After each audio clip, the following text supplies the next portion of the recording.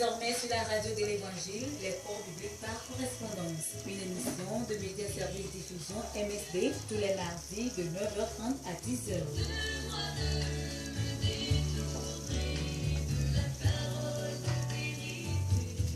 Contact 22 22 51 66 70 41 09 27 99 48 35 45. Email msdlomé2008@gmail.com. BP 60254 de Lomé Togo.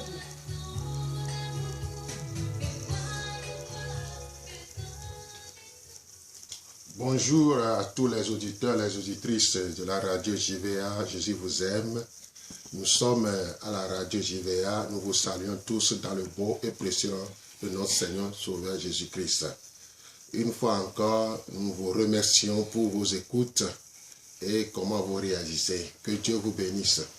Maintenant que nous sommes dans le studio de Radio JVA, nous voulons aujourd'hui partager ce que Dieu a mis dans notre cœur pour vous les auditeurs, les auditrices. Nous parlons de l'Église est une famille. L'Église est une famille. Pourquoi l'Église est une famille? Madame est en train de la partager. Ça fait presque le 3e mardi. Nous vous disons merci. Maintenant, prions. Seigneur, nous voulons te dire merci pour ta présence dans ce studio, ta présence qui nous a conduit de la maison jusqu'ici. Merci pour ta présence auprès de toutes ces personnes qui sont auprès de leur radio, au marché, à l'école, à l'hôpital, sous ma guée quelque part. Que Dieu les bénisse, Seigneur. Bénis-les et bénis leurs écoutes aussi. Dispose leur cœur à t'écouter et à mettre ce que tu dis aujourd'hui en pratique. Papa, nous recommandons tous les appareils, Seigneur, qu'on utilise. Nous recommandons les techniciens et nous recommandons les metteurs, tout ça entre tes saintes mains. Que ta grâce protège au nom de Jésus de Nazareth. Papa, merci parce que tu vas utiliser ta servante pour parler à tes auditeurs et les auditrices. Que ta grâce sorte de cette parole, de cet enseignement, pour faire du bien à quelqu'un, quelque part, dans le nom de Jésus de Nazareth. Amen. Amen. Amen. Donc, nous remercions aussi notre cher Agbe qui est la partie technique. Que Dieu vous bénisse. Donc, la parole est là. Merci beaucoup. Nous sommes très heureux de vous tenir compagnie encore ce matin. Nous sommes en train de parler de l'Église est une famille. Et l'Église est une famille dans ce sens que les familles se retrouvent à l'Église. L'Église est composée de plusieurs familles. Et nous avons dit que Dieu a béni les familles. Et Dieu a béni les familles dans ce sens que les familles du monde, les familles qui ont de problèmes, quand ils arrivent à l'église, c'est le lieu de restauration, c'est le lieu de reconstruire la famille selon le plan de Dieu, selon le dessein de Dieu. Parce que Dieu a un dessein propre pour la famille.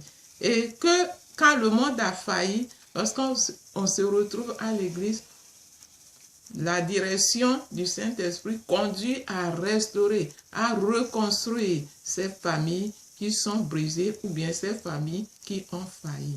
Maintenant, nous sommes en train de parler de la famille selon le dessein de Dieu. Donc, nous avons commencé depuis, comme Emmanuel vient de dire, nous avons dit que la famille, c'est un lieu d'appartenance, le lieu qu'on donne le nom, le lieu d'indication. Nous avons dit que la famille, c'est une place qu'on pourvoit la sécurité émotionnelle, l'amour divin. C'est un lieu que on représente Dieu. On représente Dieu pour la famille, pour les enfants, la femme et également. Donc, la famille également, c'est une crèche d'espérance, de paroles valorisantes, constructives. C'est dans la famille qu'on construit la vie d'une personne. Et nous avons dit aussi que la famille, c'est un lieu où on apprend à faire confiance, à dire la vérité, à être franc. Et c'est très important qu'on apprend à faire confiance l'un l'autre, entre papa, maman, également les enfants. C'est là qu'on apprend à faire confiance. Et cela veut dire que là, on doit se faire confiance pour que les enfants aussi voient et apprennent à faire confiance. Nous avons dit aussi que la famille, c'est un hôpital de soins, un lieu de consolation, parce que c'est là qu'on est vraiment consolé s'il y a problème, s'il y a découragement, s'il y a faiblesse. Déjà, il y a un groupe ferme là-bas qui est là pour consoler la maman, qui va consoler papa également, et aussi les enfants. Donc, cela veut dire que quand il y a un problème, quand on se retrouve en famille, on a la solution. La famille également, c'est une école de formation dans ce sens que 80% des choses sont apprises dans la famille. Donc, c'est 20% seulement qui est apprise dans la société, et l'enfant est construit selon sa famille. L'enfant représente sa famille. Nous avons dit que même s'il est loin, il a fait même des milliers de kilomètres, un jour quand il va former la famille, il va aussi représenter sa famille d'origine. Donc nous voyons que la famille est vraiment une base pour toute une vie. La famille également, c'est un abri dans la tempête, une couverture. Et nous tous, nous le savons, quels que soient les cas, tu retourneras toujours dans ta famille. Et je me souviens, les vieux disent que quand on urine, quand ça va loin, lorsque ça finit, ça revient toujours au pied, devant ton pied. Donc c'est vraiment, j'ai écouté ça comme ça, mais à un moment, quand on regarde les choses, quelle que soit la distance, tu dois toujours retourner dans ta famille parce qu'il y a le lien qui est là. Le lien à tout domaine. Dans le sang, tout, c'est un lien qu'on ne peut pas se séparer. C'est Dieu même qui l'a fait comme ça.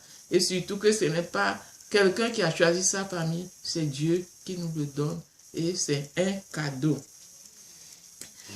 La famille également, c'est, comment on appelle? C'est un abri dans la tempête. Et la famille, c'est le ciel, la citadelle de témoignage.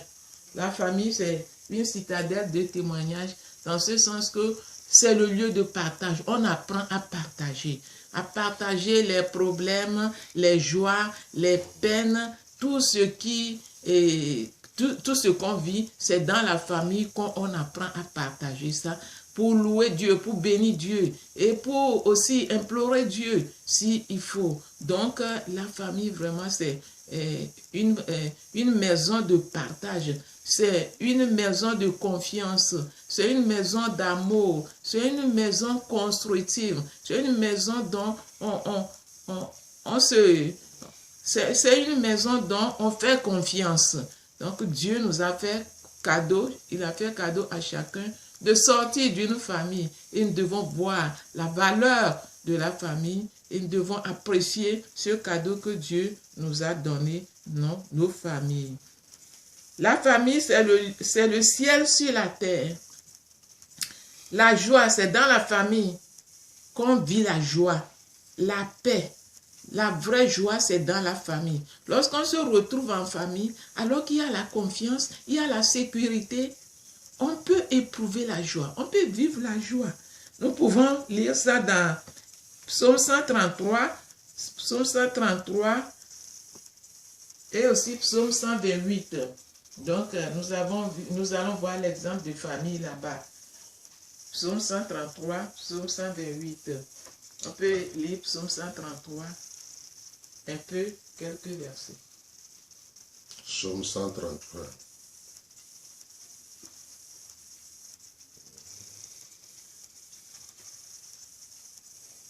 Psaume 133, tous les versets.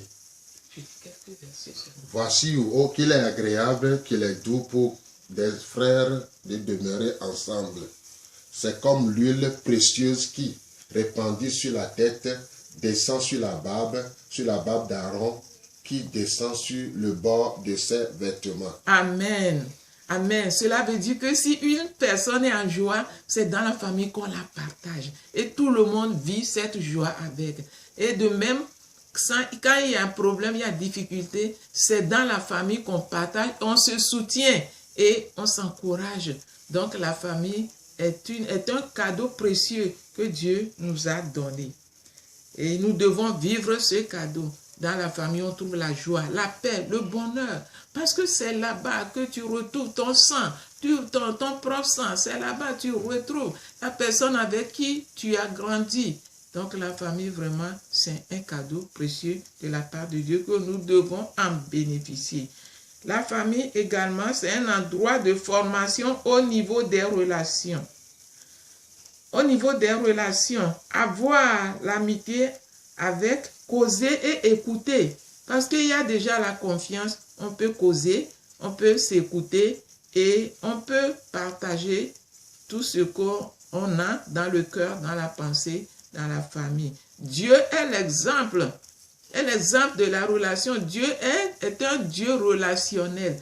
Dieu, la relation, tient beaucoup à cœur Dieu parce que s'il continue pas à collaborer avec nous, c'est parce que Dieu est le premier relationnel. Et il veut que nous soyons aussi relationnels. Et c'est dans la famille qu'on apprend à tisser la relation. D'abord, entre le papa, la maman, et les parents et les enfants, on doit vraiment apprendre à tisser cette relation très proche.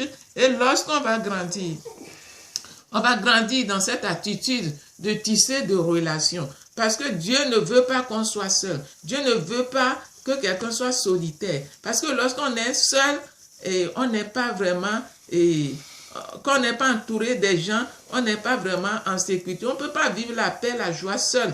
Dieu a voulu qu'on tisse des relations, qu'on vive les relations. Et tout le monde, actuellement, tout le monde ne peut pas nier les relations. Nous vivons des relations. Et la relation nous fait du bien. C'est pourquoi, malgré nos faiblesses, Dieu continue à tisser la relation avec nous. Et nous devons suivre aussi l'exemple de Dieu. C'est pourquoi les parents doivent inculquer ce modèle de relation dans la vie de leurs enfants. Savoir qu'ils ont toujours besoin des uns des autres, ils ont toujours besoin des autres, ils ont toujours besoin, même quand ils vont grandir, ils doivent savoir qu'ils ont toujours besoin de leurs collaborateurs, ils ont besoin de leurs responsables hiérarchiques, ils ont besoin des autres, ceux qui les entourent. Et les parents également ont besoin de leurs enfants, les enfants ont besoin de leurs parents. Quelqu'un ne peut pas nier cela. C'est pourquoi, étant dans la famille, on doit fixer des objectifs ensemble. Fixer des objectifs ensemble avec vos enfants et aider-les à poser des questions dans les partages, des bonnes questions. Aider-les à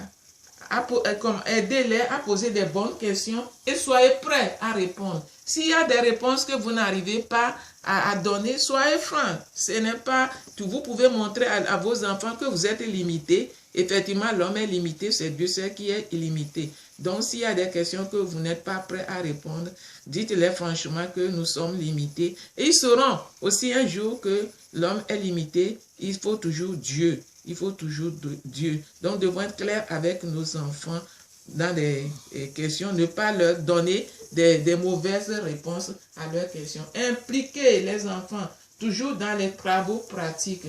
Les impliquer dans les travaux pratiques. Ne pas éduquer les enfants paresseux. Parce que notre Dieu n'est pas paresseux. Nous devons les impliquer dans les travaux pratiques et leur inculquer le sens de travail, le sens de faire plus d'efforts. Et ils vont grandir aussi dans ce système de travail. Et ils vont évoluer dans le travail. Car notre Dieu est parfait dans le travail. Notre Dieu n'est pas paresseux et nous ne devons pas créer des familles paresseuses. Nous devons les inculquer le travail, les impliquer dans les travaux. Quel que soit le garçon ou la fille, tout le monde doit apprendre à travailler. Tout le monde doit savoir que la vie est appelé à faire des efforts. On est appelé à faire des efforts et à travailler dans la famille. Ne pas laisser d'autres et on les adore et c'est d'autres qui travaillent. Non, on doit impliquer tout le monde dans la famille et dans les travaux pratiques dans la famille de Dieu. Montrer qu'ils sont toujours utiles, ils sont toujours égaux dans la famille selon le plan de Dieu. Et nous devons aussi les aider à étudier. C'est bon d'étudier, mais c'est mieux aussi de les aider à fixer des objectifs clairs pour leur vie. L'enfant étudie, c'est bon. On doit l'aider à savoir que jusqu'où il va arriver dans ses études et après ses études, qu'est-ce qu'il pense faire? Qu'est-ce qu'il pense réaliser dans la vie? Quelles sont ses ambitions? Quelles sont ses réalisations? Quels sont les objectifs qu'il fixe? C'est très bon. Quand vous allez appeler des enfants, causer avec eux, ils vont dire, bon, je suis à l'université, je suis ceci. Mais quels sont tes objectifs? Quels sont tes plans d'action? Quel est le but que tu as fixé? Il est coincé. C'est très bon que les parents aident les enfants. Déjà, quand ils sont sur les bancs, ils doivent fixer des objectifs clairs, ils doivent fixer des buts à atteindre. Et c'est ça qui aide à faire plus d'efforts, à poursuivre, à aller jusqu'au bout. Lorsqu'on a fixé un but à atteindre, ça aide l'enfant. Quelles que soient les difficultés, il n'abandonne pas. Il ne démissionne pas. Il continue parce qu'il a fixé un but. Et il cherche toujours à atteindre ce but. Et cela l'aide à multiplier ou bien à doubler plus d'efforts. À doubler d'efforts pour atteindre son but. Donc, les attendre, vous devez les aider à ouvrir la page pour des réalisations à venir. Vous devez les aider à ouvrir des pages pour les réalisations à venir dans leurs pensées. Et ils savent que dans ma pensée, quand je finis, je fais qu'est-ce que je dois faire? Qu'est-ce que je dois réaliser? Qu'est-ce que j'attends faire? Et ces choses-là les aident à être persévérants dans leurs études, à être déterminés dans ce qu'ils font, parce qu'ils ont déjà des plans d'action dans leurs pensées, ils ont déjà des réalisations dans leurs pensées et qu'ils veulent toujours les amener à l'accomplissement. Et ça veut dire que vous les aidez comme ça à bosser très dur et à voir plus loin. Et pour pouvoir atteindre leur objectif, pour pouvoir atteindre le but fixé. Ils savent qu'ils ont besoin eux-mêmes plus d'efforts. On n'a pas besoin de les pousser, faire d'efforts, parce que il y a déjà, les parents ont déjà ouvert cette page dans sa pensée et que lui-même, il est conscient qu'il doit faire d'efforts pour atteindre ce but. Et moi, je me rappelle quand j'étais encore au C1, C2, j'ai lu un livre et j'ai vu qu'il y avait beaucoup des Africains, les auteurs étaient africains. Et moi, j'ai dit que quand je vais tout faire pour réussir. Et quand je vais réussir, je vais visiter beaucoup de pays africains. Et quand je disais ça, j'ai exprimé ça ouvertement et le maître m'a dit, et les pays européens, j'ai dit en tout cas pour le moment, moi, mon objectif, moi, ma pensée, je dois découvrir beaucoup de pays africains. Et moi, j'ai parlé comme ça, c'était très jeune. Mais je me rappelle que chaque fois, cela me revenait en tête. Et cela m'a aidé à faire vraiment d'efforts. Et quand j'ai grandi, effectivement, Dieu a accompagné cette pensée pour moi. Dieu a ouvert cette porte devant moi.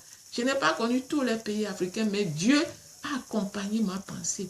Et j'ai découvert beaucoup de pays africains parce que c'était dans ma pensée, c'était dans mon fort intérieur. Moi, je l'ai dit ça, c'est parti, mais Dieu a accompagné ça. Donc, nous devons aider les enfants à nourrir des bonnes ambitions comme ça et cela va les aider et cela va alléger même les travaux des parents. Dit, va étudier, tu dois réussir. L'enfant déjà a des objectifs fixés, il cherche à atteindre ses buts et il doit aussi et faire plus d'efforts. Et cela demande que dans la famille, on doit beaucoup semer dans l'intention, des bonnes choses dans l'intention des enfants. Les accompagner chacun dans sa vision. Accompagner chaque enfant dans sa vision. Permettez aux enfants de faire des rêves. Et vous les accompagnez dans leurs rêves, dans la prière, dans les conseils, dans les suivis. Et vous allez voir que nous allons vivre le ciel sur la terre.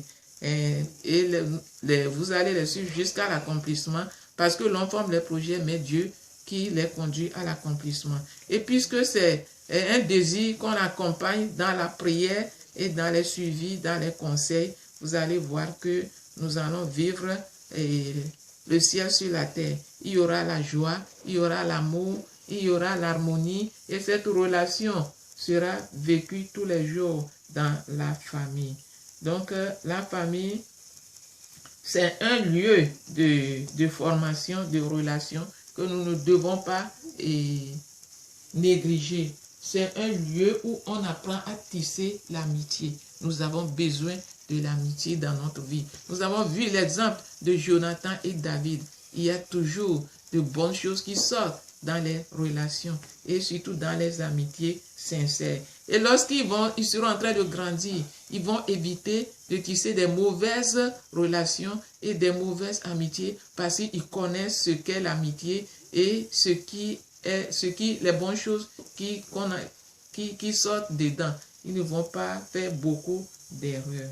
Donc, la famille également, c'est un lieu où l'on apprend à entrer en contact avec le sexe opposé, leur informer et avertir du mal qui peut arriver. C'est très important. On doit les avertir par rapport à ça. Et on n'en parle pas souvent, c'est comme un sujet tabou, mais ce qui est sûr, c'est qu'ils vont découvrir ça et c'est de la mauvaise manière. Donc, c'est dans la famille qu'on apprend à l'enfant déjà comment rentrer dans le... On apprend à l'enfant déjà comment entrer en contact avec le sexe opposé, leur informer et leur avertir du danger, du mal qui peut arriver. Et l'enfant doit savoir que lui, il est fille et l'autre est garçon.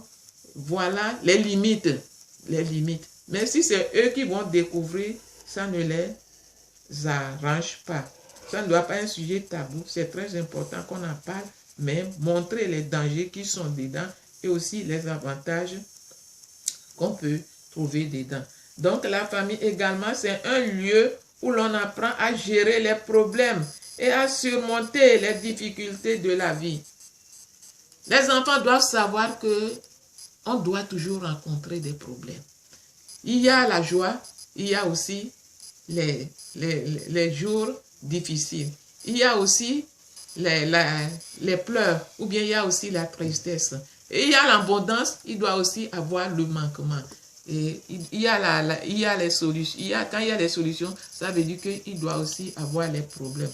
Donc, partager les problèmes avec les enfants.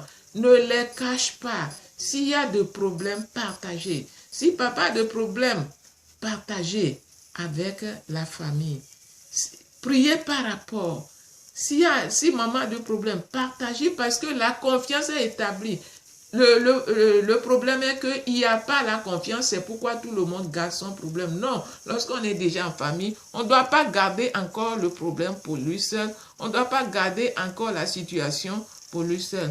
Il faut toujours partager ensemble parce que vous savez que la confiance est là. Et vous formez un seul corps. Vous formez une armée prête à aller ensemble et défendre, vaincre ensemble. Donc, c'est la famille, c'est un lieu où on doit apprendre à partager les problèmes, les difficultés. Et ainsi, les enfants doivent savoir qu'en grandissant, ils peuvent aussi avoir des problèmes. Mais tout de suite, ils sauront comment les gérer ensemble avec leur famille. Ou bien gérer avec les bonnes personnes. Comment les surmonter. Ils sont déjà informés et formés par rapport à ça. Donc, la famille est vraiment un lieu de bénédiction pour nous. Et c'est le plan de Dieu, c'est le cœur de Dieu, c'est le désir de Dieu pour chaque famille.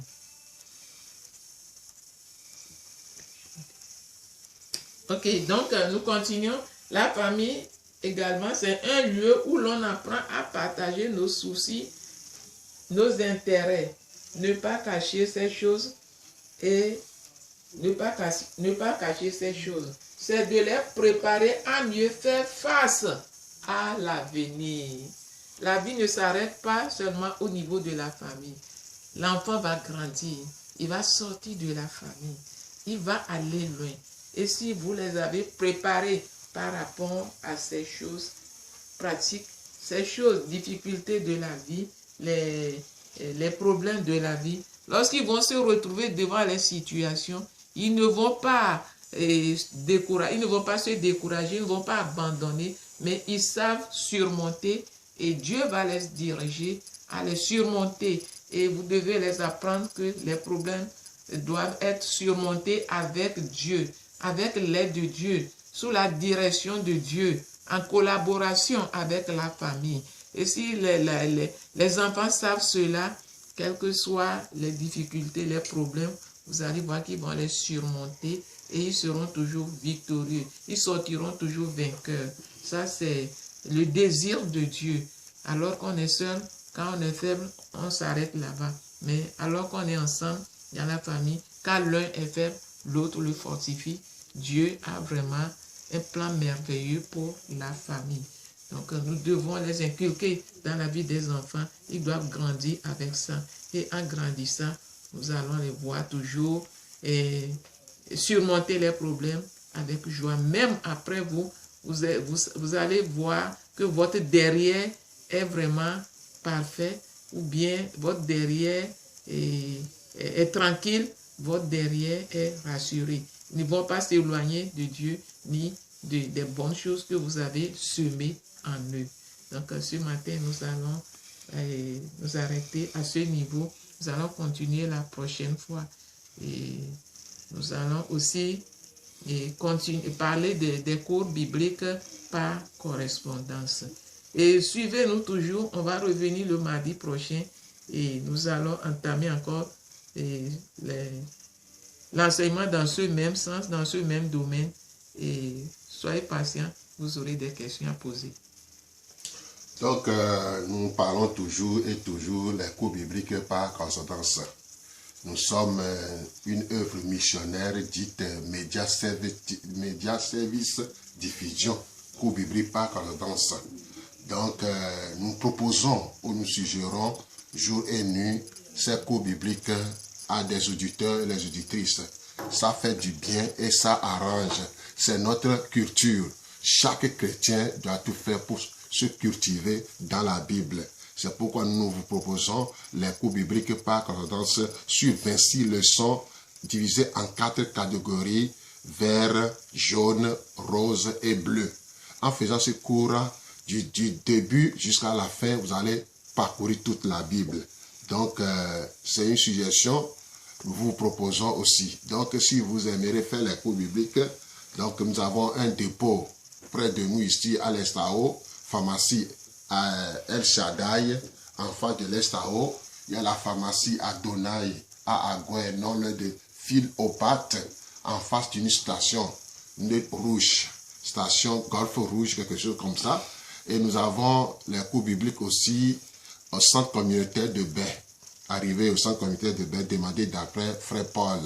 Et nous avons déposé aussi en face de Tokyo Séminaire, l'église catholique. En face, il y a l'école, auto-école Petit Jésus. Entrez et vous aurez votre cours.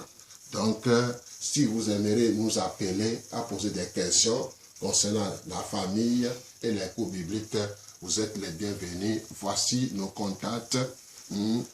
70 41 09 27 70 41 09 27 99 48 35 45 99 48 35 45. Ces deux numéros sont sur WhatsApp et vous êtes les bienvenus.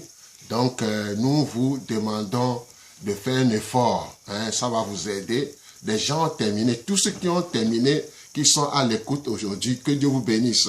Que la grâce de Dieu continue toujours à vous faciliter la tâche. Donc voilà, nous allons prier et remettre l'antenne à la partie technique. Seigneur, notre Dieu, notre roi, nous voici à la fin de ce que tu as mis dans notre cœur. Voilà ce que nous avons parlé, partagé, et je sais que les auditeurs ont bien compris. nous scellons ce qu'il a compris par le sang de Jésus-Christ et que le Saint-Esprit les aide à mieux saisir ta pensée et à obéir au nom de Jésus-Christ. Papa, merci. Nous recommandons encore une fois la radio entre tes saintes mains. Les techniciens, le directeur, entre tes saintes mains et les appareils pour que tu les protèges. Merci Dieu de gloire. Merci parce que tu es avec nous, qui sera contre nous. Une fois encore, nous recommandons les auditeurs, les auditrices entre tes saintes mains. Bénis-les dans le nom précieux de Jésus-Christ. Amen. Amen.